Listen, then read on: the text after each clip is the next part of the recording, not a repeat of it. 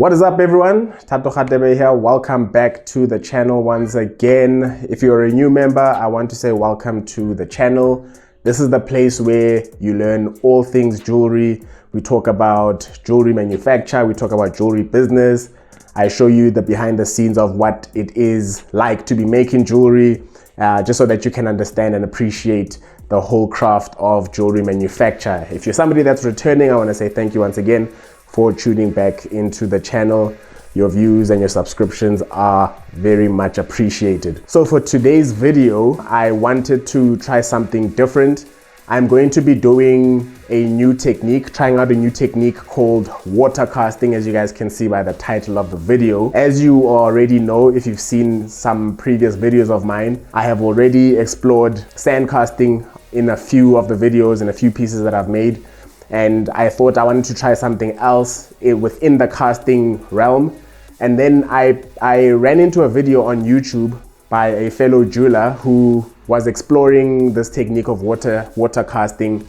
And I thought it was really cool, and it's something that I wanted to try out. Basically, the way water casting works is you melt your metal in the crucible like you normally do, and you have a bucket of cold water next to you. And then when the metal is still in its liquid form, you slowly pour that metal into the bucket, little drops at a time. And then what happens is, as soon as it hits the water, it'll solidify. Now, the cool thing about water casting is, as soon as that metal hits the bucket or hits the water, it obviously would change shape and it will solidify in whatever position or whatever shape that it was as it was in the air, right? So that makes it one of those techniques that you really do not know what you're going to get up until later. So as soon as we've poured it into the water and then we look for the pieces inside the bucket, only then will we realize what the pieces will look like. The really cool thing about it is, depending on whatever the shapes are, you might find that there are two very similar pieces that are in the water, and you might be able to turn those into a pair of earrings, as an example.